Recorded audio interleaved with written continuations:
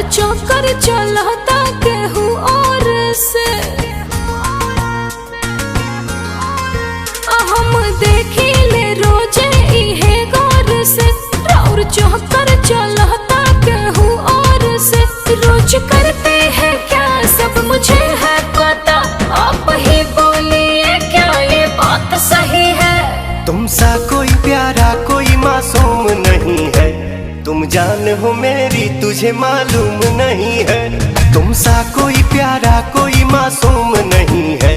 तुम जान हो मेरी तुझे मालूम नहीं है।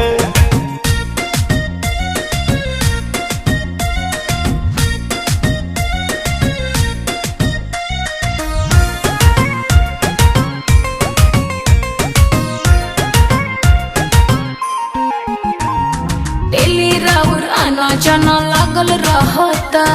दिल पर हाथ धके देखई का कहता। हाँ डेली राउर आना जाना लागल रहता। तो दिल पर हाथ धके देखई का कहता।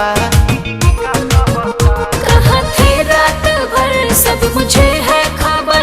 कौन है जो ये जादू चला रही है। तुमसा कोई प्यारा कोई मासूम नहीं है। तुम जान हो मेरी तुझे मालूम नहीं है। तुमसा कोई प्यारा कोई मासूम नहीं है।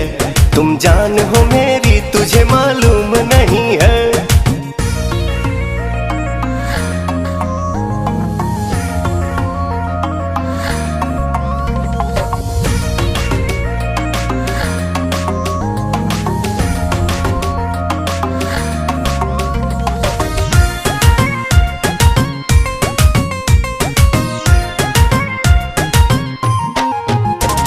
सोचतानी जितना नादान नइखी हो। धोखा नइखी करत जानू मामी कसम। सोचतानी जितना नादान नइखी हो। धोखा नइखी करत जानू मामी कसम। कैसे करे विश्वास रोशन हो बदमाश। पवन जिसका था डर हमको बात वही है।